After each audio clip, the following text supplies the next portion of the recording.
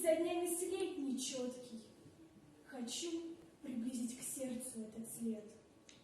На батарее были сплошь девчонки, а старше было 18 лет. Лихая челка над прищуром хитрым, бравурное презрение к войне. В то утро танки вышли прямо к Химкам, те самые, с крестами на броне. И старше, действительно старея, как от кошмара, заслоняясь рукой, скомандовала тонко: «Батарея! Ой, мамочка, ой, родная! Огонь!» И залп.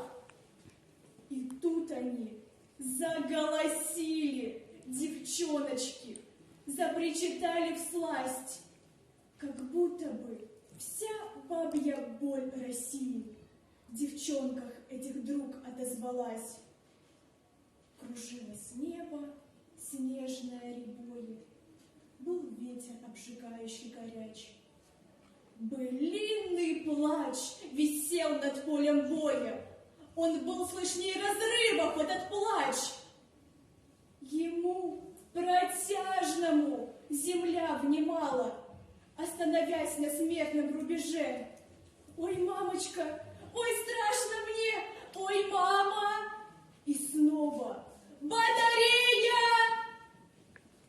И уже пред ними, посреди земного шара, левее безымянного бугра, горели неправдоподобно жарко 4 черных танковых костра.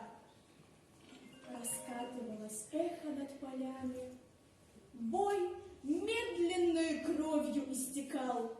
Зенитчицы кричали и стреляли, размазывая слезы по щекам.